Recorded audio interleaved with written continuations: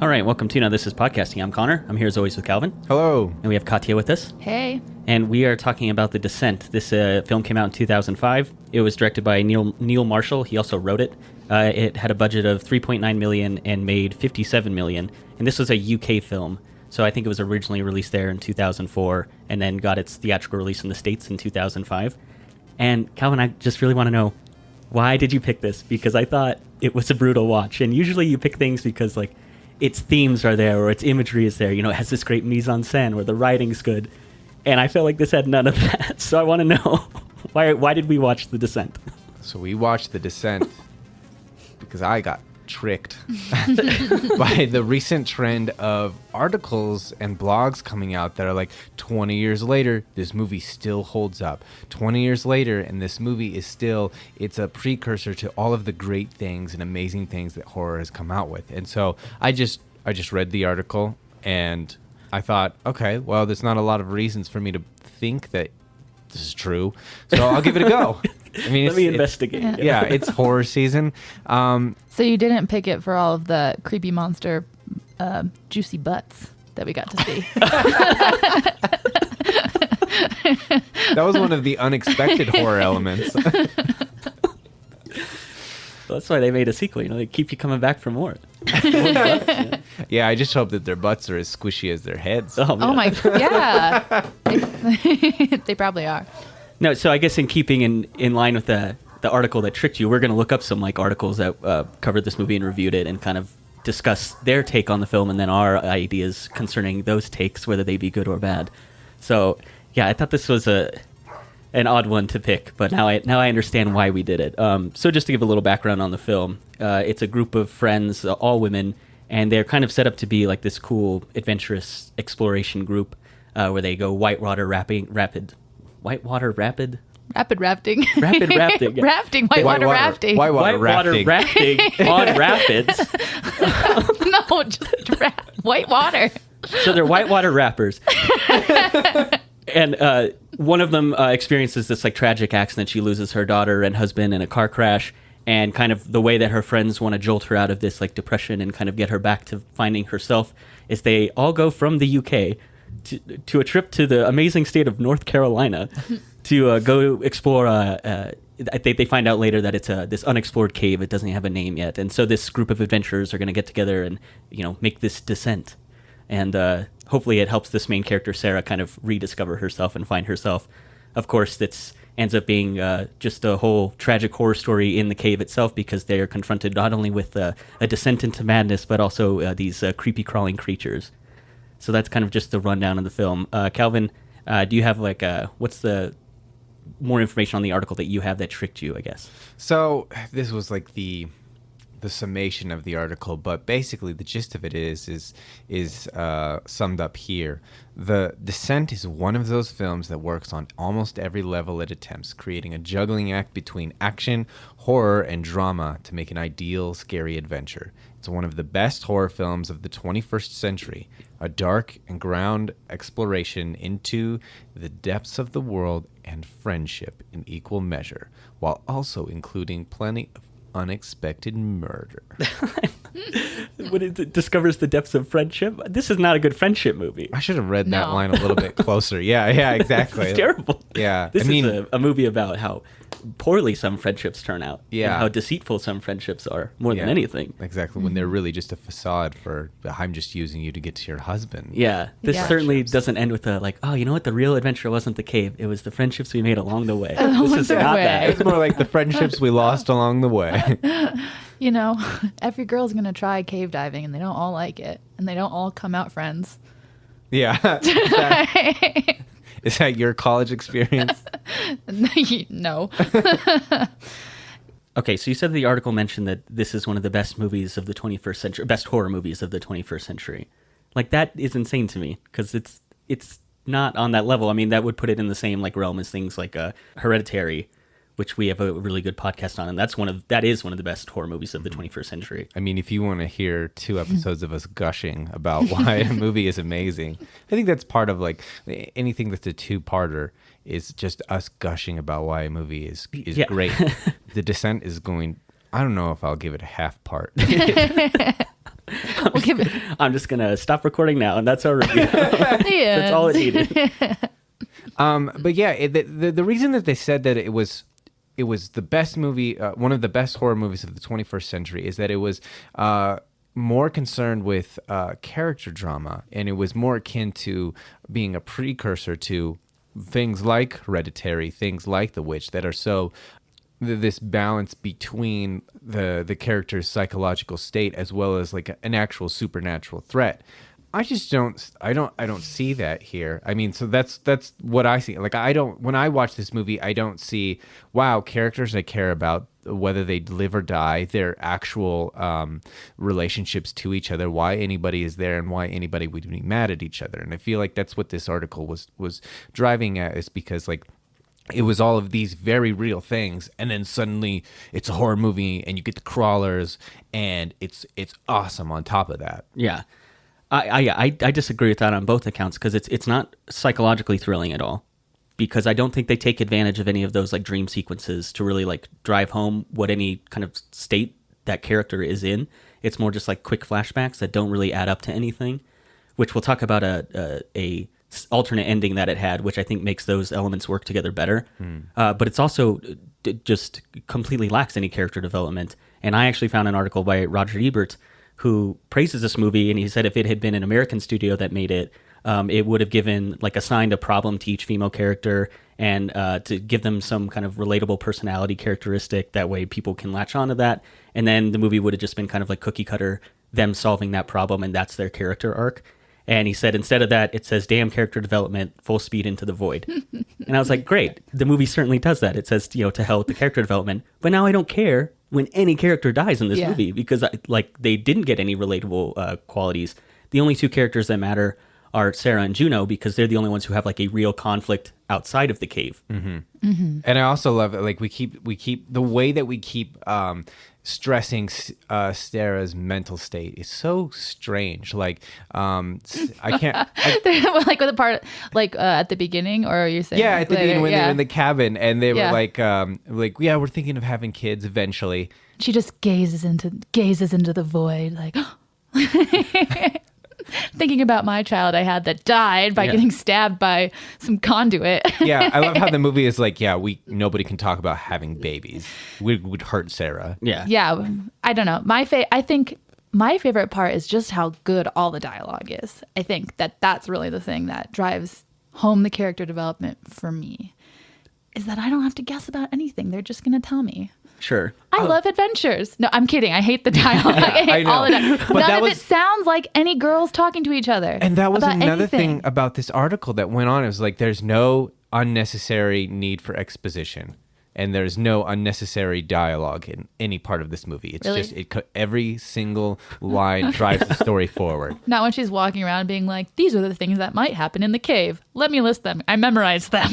Yeah, exactly. They've evolved perfectly in the what do you mean? How do you even know any of that? Like, there are some clues that we could think of that, but I love that scene so much, because she's like, hey, a doctor character, come over here and tell us what we're working with here. It's like, what? Are you kidding me? Doctor character. Another part that you talked about, lines that, like, this is not how girls interact with each other. One of them walks out with like pajamas on, and the whole group just starts like giggling and like jeering at her. And I was like, because they weren't even like especially odd pajamas. They're just normal pajamas. Yeah. It wasn't like, I mean, maybe if it was something like, oh, you wore those back in college, like, like your sense of style hasn't changed at all. Or it was like an oversized like boyfriend like t-shirt, like, oh, whose is that? Yeah, it was just regular pajamas, and they're like, oh, you're so silly. Yeah, like, look at you. What are you, over 30? Yeah, well, that's the thing. That would have made so much more sense if we got all of their camaraderie a little bit quicker, because like you can assume like, oh, they're all they were friends in college, they're adventurers, and out comes Beth in her pajama set, and they're probably like, like, you're really getting soft, aren't you? Now you're wearing a pajama set. Like, we're supposed to be hardcore chicks here. That would have been good, if she was like silk pajamas, and they're like, oh, are you going to go spelunking in a resort cave? Like, you're not going to, or you're going to be too scared to get dirty now, or something all like that. All that stuff would make so much more sense. Do you know my favorite line? Is it what she's like, oh, I'm not, what am I, some kind of Tomb Raider? No. It's when they're posing for that picture and Holly's like, say sausage. Oh, yeah, what? Why? Like, because that makes your face look really good. Say sausage. I just think Like- it was. Was Holly the one with the short black hair? Like that was. She like, was the Irish. Yeah, the Irish girl. like Yeah. like. She was like. Well, like I want to do the big stuff. I want base jump. I'm Juno's protege. Yeah, which, she was like- Juno's protege. Also, like her inclusion throws off the entire group dynamic. Like because hey, this is this random person that nobody's met before. We're all good friends that we've been together and we've been together since college. Yeah. It makes it feel so weird. Like, well, why does she fit in so well then? Are any like when was the last time anybody ever hung out together? Like, or were they just like in some spelunking club in college and they don't really know each other? It would make so much more sense if Juno was a lesbian and this was her like partner, and if Juno and Sarah were together. Like that would make so much more sense. I feel like for the whole movie. Yeah. But I feel like a lot of stuff was just like guy stuff because it was written and directed by men, right? Like the let's say sausage. Like it seems just like a joke. Well, which is funny too, because like another article that I read was they was talking about like how the director fought against studio heads that wanted to include a scene where they all stripped down to like their bra and underwear to get to jump in some cave water. It's like these are all like serious adventures. They would never do something so stupid like Yeah. that. So it's interesting like how like yeah, there is still this idea of this is how I imagine a group of women behaving, Yeah. but also like fighting like, well, I'm not going to reduce them to the sum of their parts. But they are still mad at each other because a man. Because they were like fighting over a man, which seems stupid. Like Yeah. that seems like stupid to cause the whole conflict and tear apart their friendship. Like I mean I get it, but not in the way that it happens. Yeah, because I Right. mean, we should mention that Juno is having an affair with Sarah's husband, and then when the car accident happens later on in the movie, Juno's upset and they're discussing it. She's like, "We all lost something in that accident. Like she lost her lover, Sarah lost her family," and that's like the part of the movie that like worked for me, where I wish it just focused on the tension between them two, and almost like having the monsters in the cave was totally unnecessary, because I think you could put them in a psychological state where they're fighting for their lives just to get out of a cave they're trapped in, and then on top of that you're having to deal with someone who was so close to you doing something so devastating to you, Yeah. and then having to find a way to even work together to get out of that situation. Like that's a good psychological thriller. And then you just Yeah. put monsters in it, and I was like, okay. Well, I think the Too much. monster, like, on the monster note, I think they could have totally. I liked how it started with you just only seeing a monster every once in a while, because in that sense, I could see like having some monsters in there and you just being kind of unsure if they matter or not, or if they're real or not. But by the end, when it's just like freaking monsters everywhere, like every 5 inches, that's where I think it gets in the way, because you're like, Because it takes like a juggling act, like you were saying. Like, are the monsters real? Is it a symbol of the demons haunting their relationships? And then it takes that juggling act, and it's like, here's 50 more knives. Juggle those. yeah. And then they're like, oh, look, you're dead. Whoops. So I guess prior to the release of the sequel, where it turns out that crawlers are real, it was speculated, or there's a theory that the crawlers were all just a figment of Sarah's imagination. And the director, Neil Marshall, actually said that he removed a scene of, I think it's a silhouette of one of the crawlers when she's in the hospital. And he was like, well, if they're in the hospital, then it would make it too obvious that they weren't real at all. And so by only having them in the cave, it leaves that ambiguity that they are real or they're not real. They may be just a figment of her imagination. But if they're in the hospital, then for sure it's just something she's imagining. But I like that Could've theory been that they cool, weren't though. real at all. Yeah. There's just too many of them then. Yeah. There's too many of them to make that make sense. But are we talking about the second ending yet? Or whenever we want? Because We can talk about the Yeah. second ending, the or UK the ending. UK ending, yeah. So in that sense, when she just stays, she's still in the cave stuck, then that makes sense that they might just all be in her head. And I don't think it matters that there's a million of them. Yeah, because I guess part of that theory is that Sarah killed all of her friends in the cave. Yeah. Like, it was never the monsters. She was just having this breakdown, and she goes through and is killing all of them. And then she wakes up in the cave alone instead of... Because in the end, when she pukes out of the car and then sees the ghost of her friend, Yeah. that wakes her up, and she's still in the cave. And so then it's like now she's all alone with, like, just her sins. And those Just are her all sins. those are all the monsters closing in on her. And I actually the Dutch title for this is Descent into Hell. And I actually thought while watching this, I was like, man, this would be so much better if like they discovered some cave that actually leads into hell. Like discovered hell. Yeah, and all like- the creatures. And like the creatures are all representations of all of their faults, like coming after them, all of their sins coming after them. Like Juno has been cheating, and like so these monsters are her sins closing in on her, and then like this psychological pain that Sarah's going through, where she goes and is killing all of her friends. Like in that sort of alternate, like that theory, like I think that all kind of works, and then the movie becomes a lot better. But I had to read like 4 articles and find some like hidden gem that the director said where maybe they aren't real in order to make the movie better. If you can't just convey that in your film, then you didn't make a very good film, I don't think. Yeah, exactly. No. Like I think it is so interesting, except we're giving, even if we wanted to say that, and that's ultimately what his final cut was, there are too many instances where they're alone dealing with the crawlers by themselves. You know, they're fighting back against the crawlers and killing them as well.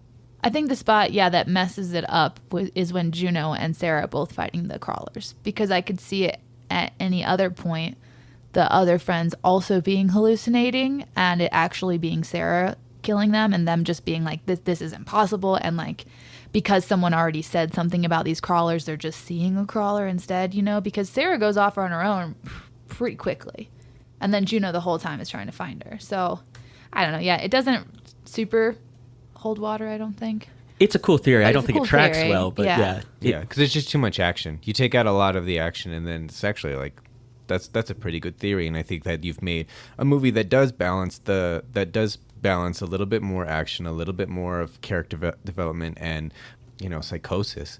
But it's so concerned with being a buddy movie in the beginning, like building up the camaraderie and them actually solving real world problems, and then suddenly like, well, what if this happened? And it's so out of left field that I don't care. And again, like, you haven't, like, if you want to say be damned character development, it's fine. Like, it's not really the problem with American horror films is that they give each one a defining trait. It's that they do it in such a schematic way, like Ebert was saying. It's formulaic to the point where, like, I have this thing and it's the only thing about me. It's so different when someone says something innocuous that actually signals like, oh, like, yeah, like I know you still hate it.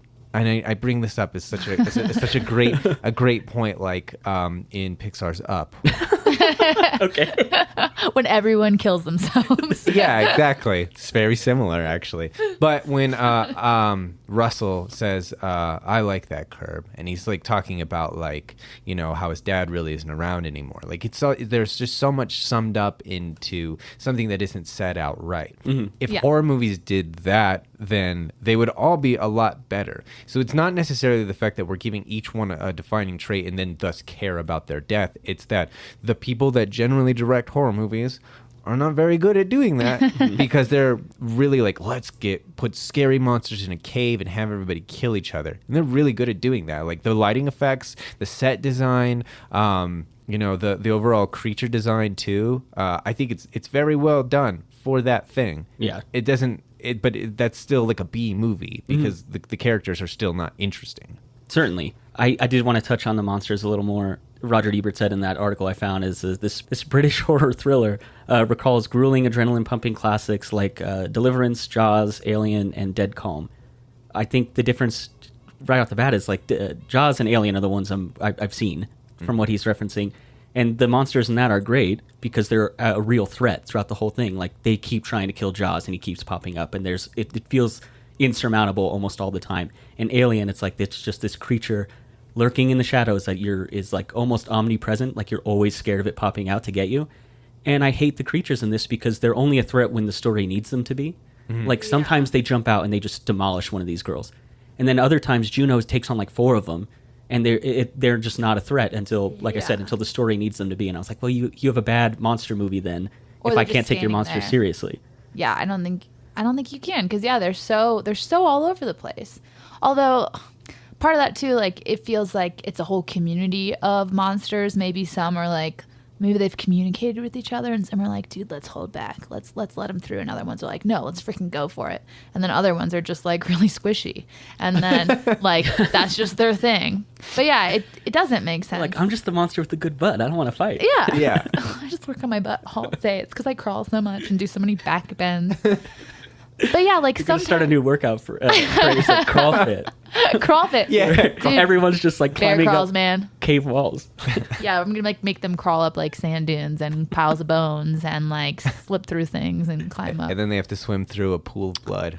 And then they just went through a pool of blood. Which what like that's cool. That part was cool to look at. But what were those monsters doing with that pool of blood? I don't know. I think Or it's was just, it actually blood? I think it's just to reference something like Carrie. It's just a cool way to add in something that, like, remember this other horror movie that's better? Oh, but she's also getting reborn. Yeah, she's descended into the madness and is still being beset by the She looks crawlers, like and she's getting out and gaining perspective. Yeah. Also, It's like a baptism, really. Yeah, exactly. She's reborn. Yeah. well, little tidbit on the psychological part. I was listening to a review, and apparently I didn't really notice this, I guess, in the movie. Like, I noticed there being like at least one girl creature or girl crawler. Yeah, But that's the pool one. It's the one at the pool, yeah. So like she kills it and then falls in the pool, right? Or does she kill it afterwards? Because no, that's she kills and then like slides falls. in and then like bubbles up. Yeah. yeah, which is kind of interesting. Like the only female crawler she kills, and then she falls into the pool, and then she's reborn. No, I don't know. I'm just gonna leave that there. It's cool, guys. I didn't notice anything except I was like, well, that's a girl one because it has the hair. That's what I took from it. Oh, I didn't even see the hair. Yeah. I thought she had boobs with no nipples. I didn't notice that. Maybe not. They were like, because they couldn't do the strip down to bra and panties scene, so they needed to have some nudity for the male gaze. Yeah, also, like, how are they reproducing? We didn't see any penises the whole time, right? I noticed Or did that. I you? was like, it seemed like they made sure to be like, they are Ken doll. Like, there's Ken doll, yeah. nothing going on. There's some pop out. And there's like sometimes too, well, I think you see their feet at one point and they're just like normal feet. So Like I just human think, feet? like human feet. Like normal Yeah. human feet. Yeah, which I assume these things were human at one point. Well, that's kind of Or- the insinuation with the cave drawings, is Yeah. that they were like early descendants, like the evolutionary tree split and they descended Oh. into the caves and they live there now. There's a third way of describing the movie, like its title, the descent of these creatures to becoming crawlers. Yeah, the director had said that too. Is the idea was they were just this like split in lineage, and they're just humanoids that grew up in a cave instead of above ground, which still doesn't make sense to me because they're like, they say, oh, they must go to the surface to get all their food. Yeah. They're not adapted to being on the surface at all. So how are they No. taking down like wolves and bears? And there's like an elk skeleton and stuff. And I was like, how are they getting these? Yeah. Like How's they're no one not seeing them? built to function anywhere outside of a cave. Again, that's just why I didn't care for the creatures in this. I like the design. They're very, I guess, took a lot of inspiration from Nosferatu and stuff like that. So like, I like the design. They're just, Yeah. they're they were just vampire. so not a threat until Yeah. they're biting someone's neck out. Yeah, until they're killing, like, yeah, or eating their intestines. Like- yeah. Oh man, when what's her name is like, because there's like the crevasse between them, and one of them is hanging from the ceiling, and the other one is just Yeah. getting ripped to shreds, like eaten alive. And I was like, where were they earlier? Like they were just getting demolished by this pickaxe. Yeah. But it was just it's really weird sequence for all the monsters where they're being killed and then they're doing the killing. So I just they're inconsistent. I didn't enjoy that. Yeah. I do love how they revealed the monsters, though. The first time that the actors had ever seen any of them yeah. in the full dress was that moment where they turned on the camera and turned around and she was just like standing behind her. Yeah. That is So they didn't like, know. that's genuine fear. Like they were like, we're just gonna have to do like whether or not this is the perfect shot or not. We're never gonna get something as authentic as them seeing them for the first time in this setting. Which is So I a think cool it's- way to do that. Yeah, I think like if you don't have good actors or a good setup, or you're not a very good director, that's one Bad way of script. creating. Yeah, like so that's there are workarounds when you're not fully adept, but I guess we can Even dumb people do good things. But yeah, there's definitely. I thought there's some good parts to this. Like you mentioned the lighting earlier. I liked when they all kind of get split up, and I think Juno has a red flare out. The other two girls, I don't know their names because they aren't real characters, but they have like a green glow stick, and then couple. Sarah's running around with the torch she's made, which lasts forever. For a really long time. And I like that when it switched between them, it was a cool way to identify like who you were with now. And so I liked the change in colors and everything. I thought they could have done even more with that. Like some of them have like a blue flare or something like that. Because I just thought the lighting could have been, they did it well enough, but I thought it was cool how they each kind of had their own sort of color to their scenes. So that was one of the parts I did like, which is really bad when I'm like scraping the bottom of the barrel to be like, oh, well, the lighting was neat. Yeah. Like, that's what I liked about this movie. Yeah, I think, and it works more as a way. It's not like a psychological thing as much as it is to keep the viewer interested and their attention siloed into this is this character, and we're going to keep cutting back and forth between them for pacing and for interest, and we're just going to represent them by different colors. If it worked on a third level as well, then I think that would be pretty cool if it was all psychological as well. But that's a tall order to do with just colors. But I do wish it was like maybe color just changed, like when one of the crawlers came up and that was like an indication there's actually Sarah or something. Sure. Oh, yeah. Yeah, one of the things I thought too is if it was like early on, it was like this color and it was supposed to represent like if it was green and this is life and their journey is great and they're still good friends, and then as it goes, like the colors change, like shift more red to be like this is like now it's becoming really dangerous for them, and so I would have liked that if the colors started somewhere and then ended in a different place to kind of show the transition that the characters are going through as well. That was one thought I had on the color, but again, it just feels like I can't ask much out of this movie. Yeah. What did you guys feel about that? Like, did you feel scared by the cave? Because I have gotten a lot of feedback from the internet people about just being super claustrophobic. Like, I wasn't claustrophobic and then I watched this. So even if the monsters weren't scary, like being in the cave was scary, but I never saw it. I don't know. I never felt like I was in a real cave. For real. Like, I thought they did a good job of the cave, but I didn't feel like it was a real cave. No, and the whole thing is a soundstage. They didn't film a single thing in a cave, which I was kind of surprised by because I thought some of it looked good.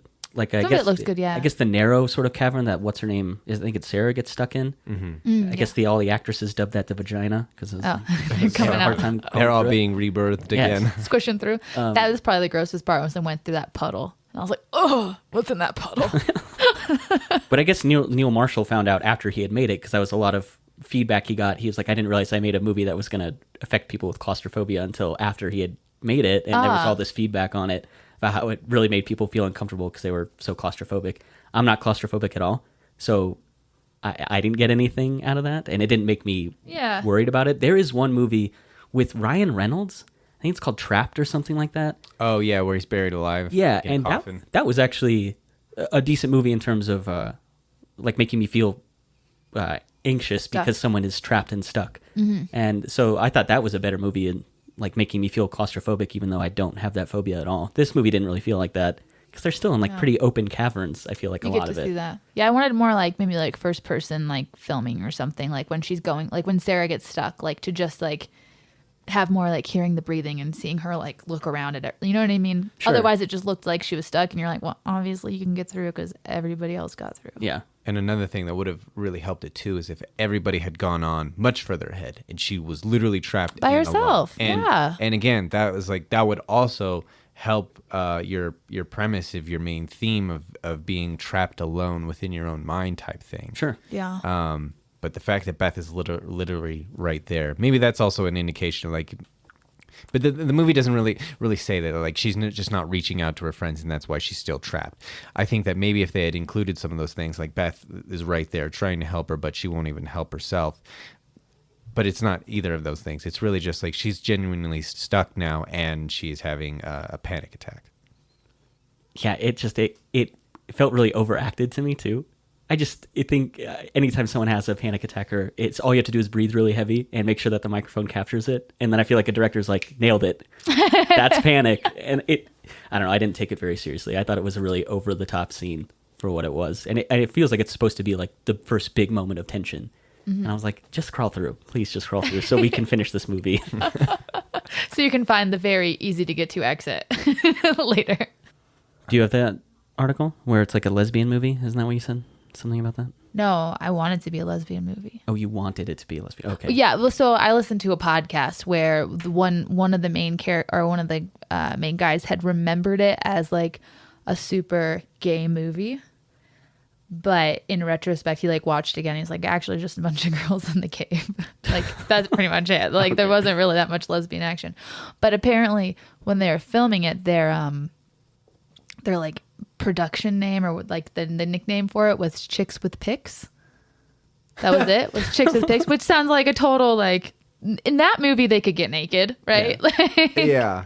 something like that. So I just wish it was more empowering in a way, because it just felt like Juno just went psycho and just wanted to kill everything. She just seems like she was kind of off kilter from the beginning, and Sarah just is crazy. I just didn't see it as very empowering for any of them. Well, and I think the problem with Sarah, I think, because you're supposed to latch onto her as this character who is coming out of this really hard time in her life, and like we've been saying, is like reborn. Like her going through the cave and getting out alive is like symbolizing her like getting over this tragedy that happened, and she's finds herself at the end of the road. But the like impetus for that is essentially a revenge story against Juno, which like that's not empowering to me. It's like the way that she got over this pain was to sacrifice or like to wound her former friend and allow her to be torn to bits by monsters. And like that's just not empowering to me. Like that doesn't feel like this character had a great arc where she realized something about herself and is like moving on past that. She was like, you know what, let me kill my friend. That way I can get out of here. And that's why it's not empowering to me. That's why none of the characters are like strong female to me. And it's super black and white. It's like Juno cheated. She's a bad person. Yeah. Well, she killed Beth. She killed Beth on like when Beth snuck up behind her, like after she like was freaking going psycho on these monsters. And Beth's like, I just want to touch you. And then she's like, dead. Obviously, Beth, you're going to die if you do that. It just is so, it was supposed to be, I think, like jump scary or whatever. And then you're supposed to have this moment where you feel sorry about what's happened. But I was like, who would just sneak up on their friend in a cave after like all of these things that are trying to kill you are sneaking up on you? It was like signal her, be like, hey, right behind you, don't go swinging. Yeah. And also like, why do I feel bad for Beth? Because like, she's like, don't trust Juno. She cheated on your husband. Oh, you knew?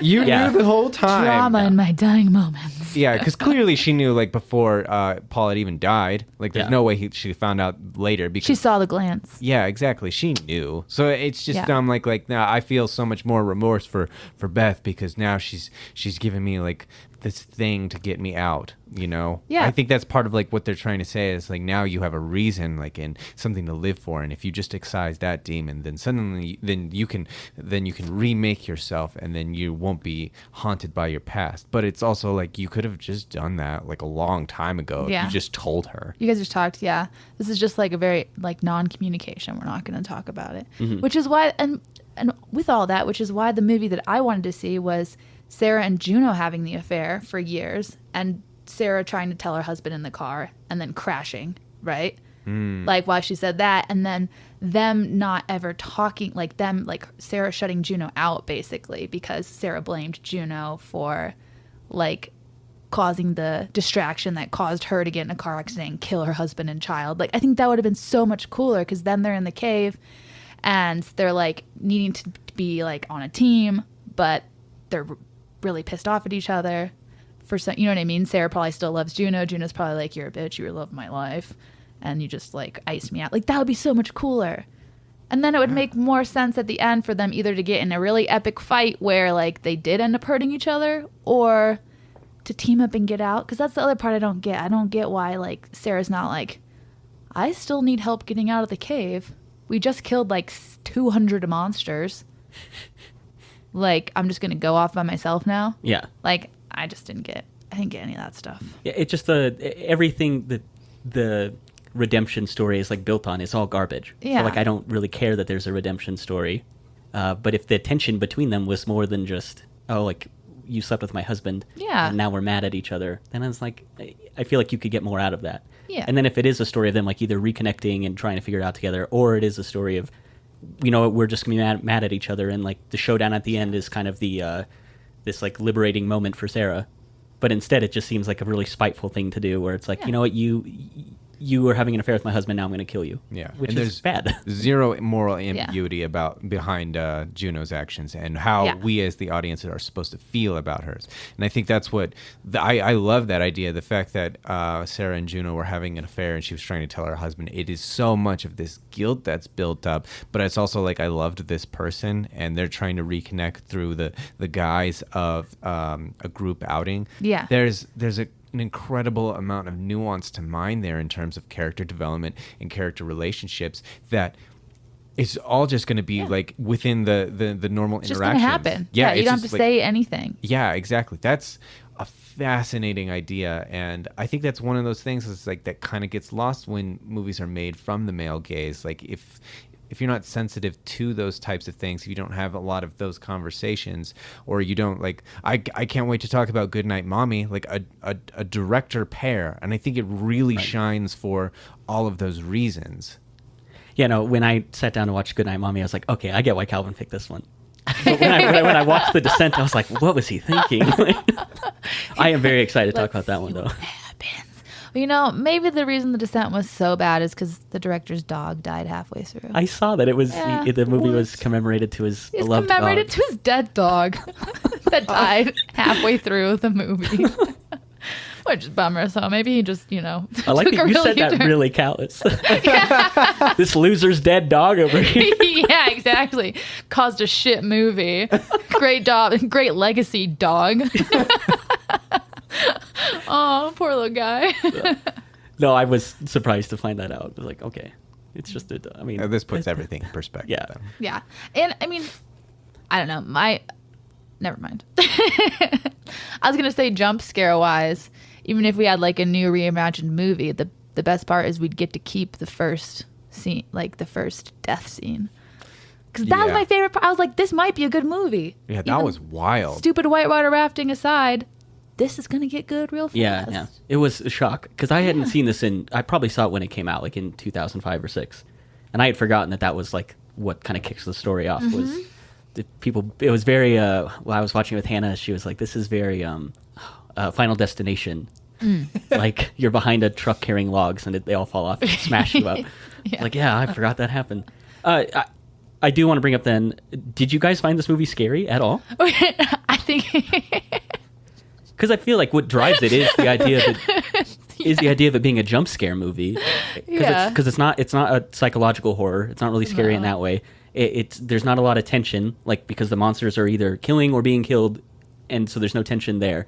And I also found the jump scares to be totally way overplayed because the score is garbage in this movie. It was so loud and so gaudy to let you know, like, this is the scary part. Yeah, that's the only thing that got me was like, ta-da! Yeah. Like at the end, like when you see, Juno's ghost. I think I jumped at that part. Like I jumped at when the pipes went through the people, and I jumped like at the end. Sure. I think was the only thing, but it had those big music. Yeah. It's gonna get scary. But we laughed a lot. Yeah. We laughed so much during this movie. I think every like death or whatever would happen. We're just like, what? Yeah, of course. Like, I think my biggest problem with why this movie never felt scary is it's not the way it tries to unsettle you and give you this atmosphere of unease is inconsistent. It's inconsistent in type, and it's inconsistent in intensity. Like if you start with your movie with them white water rapping and and it's all of these very juvenile amateurish. Yeah, exactly. It's all of these very juvenile and amateurish camera angles and like all of this whooshing sound, and then suddenly it's all of this of these overhead shots, and it's just this whooshing sound of music, and then it's just so many different things pulling you in. Like, well, what am I supposed to be scared of? Am I supposed to be afraid of the psychological state that's going on within this character? Am I waiting for monsters to jump around the corner? Is someone just going to get skewered with conduit around the next corner? I don't know what type of thing I'm really anticipating to be scared by or to be unsettled by, because it feels like it wants to be all of those things because they don't have a central way of conveying their main thesis. Yeah. I think that one of the big reasons like you said, the inconsistency is one of my favorite scenes that I thought could have been really scary is when the two are like kind of cuddled up and they're hiding, and then the monster like crawls over them. And I was like, this would be a great scene if there was no music, because it's so over the top. And if it's just like you just hear water dripping in the background and you hear the creature kind of breathing or like maybe clicking some echolocation. But if they can't echolocate, they'd be able to see them, right? Or they'd be able to feel them there, right? Well, one of them like puts his hand straight up like on Sarah's face. Yeah. She just stands still. Like Squishy rock. I could understand because there were like other bodies Yeah, there. yeah. Yeah, that's not... I had a problem with suspension of disbelief for a lot of stuff in this movie, but the creatures being blind and not like finding them immediately was okay with me. But yeah, it's like, is it supposed to be big jump scare, like you said, monster around the corner, or is it supposed to be really tense moments where they're really close and everyone's staying very still? It was just, yeah, like you said, inconsistent. It was all over the place. Where it's like, man, pick one thing, and then I'll be more engaged with what is supposed to be scary about this movie. Yeah. Which would also be why having the monsters be a little stronger would have been more exciting. So when they did, have to fight them, it took more than one person. Yeah, It wasn't just plot armor. Yeah. Sure. Yeah. What a bummer. Yeah, super bummer. That is exactly how I felt watching this movie. It's like, it got to the end, it's like, what a bummer. Yeah, That's exactly it. The only scary parts to me are just like, ugh, they're crawling through water. Oh, they fell in more water. Oh, now they're in blood. I'm just like, there's so many dirty things in the water. Like, I was way more scared of them being wet than dead. Sure. And I think that's part of like horror. Horror is so many of the elements that like are things that we're worried about that could kill us. Monsters, it's disgust is something that drives horror as well. To the fact that you are unsettled by the water is just another one of the inconsistencies there. It's not necessarily the fact that you shouldn't be unsettled by it, because that is something that horror tries to do. It's that's not really the threat that they're talking about. Maybe if someone like contracted giardia from it, like I'd be like, oh yeah, like we'll never go whitewater rafting again, because and then they're just like they're face down in like cave water. Yeah. Like I can understand Shitting their pants. Yeah, exactly. We got to get her out of here. And then another one trips into the diary. What is that movie? I think it's called Green Inferno or something like that. It came out maybe like 2017, but like it's of a group of young adventurers or something. They get captured by like a group of like natives there, and they're held in this like bamboo cage, but one of them has like really bad food poisoning, and she's just like shitting in the corner. And they're all like trapped in there, but it was supposed to be like, oh yeah, you're in the tropical area of some tropical infection. Yeah, we need more cave infections in this movie. Cave infections, yeah. Well, what's her name gets a big slash on the hand.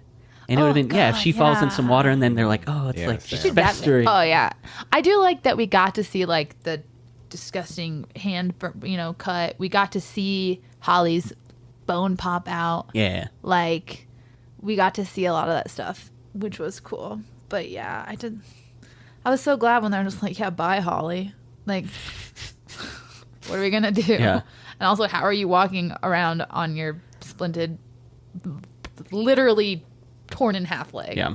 Like, That's the part of it's just like suspension of disbelief for me. It's like, well, they have to get through this cave, so this character can walk now. Like, they okay. can walk now. Yeah. She can climb up a waterfall. Because she got up the waterfall, too. They didn't show that part. They just showed them pulling her over. Yeah, it shocked me that they all went down into the like hole that she fell through. I was like, wouldn't you want to keep people at the top to pull them back up? Because now they got to crawl back up and pull her up. I think it was just a way forward. Yeah. Either way, that's what I'm saying. This movie's whack, man. Good pick, Calvin. Great pick. Good pick. I know. Yeah. I'm glad that like you thought like that I throw you a curveball. Yeah. This movie sucks, Calvin. Yeah. What did you like? You set me up to think that this was going to be good. I'm glad that my recommendations are always good then. Yeah. Yeah, for sure. I need That's to throw these in every now and then just for the like what am I watching? Well, for sure, because I was like, okay, what's the part that's good? There has to be the part that's good coming up. It has to be. There has to be. I have to care about one person dying. I'm moreover just disappointed that Sarah didn't die. I'm like, that sucks that she got out. Which is why I like the UK ending better. Where The U.S. version has a sequel. The Descent 2? Yep. Is it as good or better than Trolls 2? Oh, do you know about Trolls 2? World Tour or whatever? Is that what it was? No. Trolls 2 is Oh, the really like the awful- B-movie thing. Yeah. Yeah. Oh, I love Troll 2, yeah. Yeah. Isn't for those that don't know, it's not a sequel.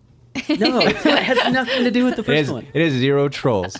Yeah. Don't they call them like goblins They're throughout the goblins. movie? Yeah. But like because it's like an entirely Italian like production unit. Yeah. And all of the actors are American. So there was a lot of miscommunication there. But like when they decided to release it here, they were like, well, let's just try and ride the coattails of Trolls' success and call it Trolls 2.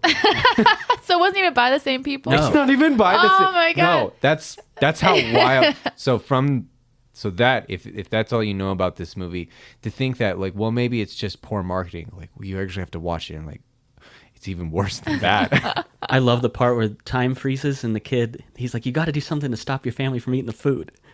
And he gets up to pee on it, and he's like, I must do it. I must do it. It's like the most heroic piss scene in movie history. And that's how bad Descent is. I'd rather joke about Troll 2 than talk about The Descent anymore. Yeah. So, Yeah. So it's done now. all right, I think we're getting ready to wrap this one up. On a scale of 1 to 10, squishy monster butts, what do you give this one, Calvin? This one's it's tough to say. Like, there are so many. Like, I'm just gonna do it by the cut that we saw. The cut that we saw is not very good. I'll give it 3. Wow, that's higher than I expected. Yeah, I'll give it 3.2 pickaxes. I feel like you almost gave it 4. I did, and then I was like, that's too high. Too many pickaxes. Because despite losing their caving bag at the very beginning, they still had a lot of pickaxes. Yeah, they had enough They were- extra to make a splint out of one. Yeah, I know. I was like, you're going to waste it on that lady's leg? What do you think of this one, Katya? Yeah, as a horror movie, probably a 2. Okay. Maybe a 2.2 squishy butts. As a comedy, 6.5. Is what I'm going to say. This movie would be great with the laugh track in it. It would be so much more entertaining. Or like, yeah, every time you like when you first see the monster and he's just kind of behind her, like standing there, and then if he just like looks at the screen and Yeah. smiles, it's like, That would be great. No, I certainly found myself like you guys did, like chuckling through parts, and I'm like, what is going on? They make so much noise too when they climb, and it just like a lot of the movie felt so overacted to me. Like when she's putting the little like kind of crampon thing in the roof of the cave, and it's just like it's like just climb, and please. also like, why are you the one climbing across the roof when everyone's so much more buff than you are? This I don't movie, get it. this I don't movie is get it. ridiculous. But I agree with you. I put it at a 2. Characters sucked. Monsters sucked. If any kind of redemption story in this is built on nonsense, so I can't even get behind the character that the movie is about. So even if it was trying to have some kind of like uplifting and apparently a happy ending is what the director described the U.S. version as. So it doesn't achieve any of those things for me. So yes, two squishy monster butts. Aw. I would not recommend this movie. I thought it was a tough watch. Yeah. All right, yeah. With that, we're going to wrap this one up. Thanks as always for being on, Calvin. Hey, thanks. And thank you, Katya. Mm-hmm. And with that, you can find our podcast on any platform like Apple Music or Spotify. We also upload all these to YouTube, so go ahead and leave a comment. Tell us what we're doing well. Tell us what we're doing wrong. And if you have any suggestions for films we can watch in the future, go ahead and leave it in the comments. And with that, thank you for listening to Now This Is Podcasting.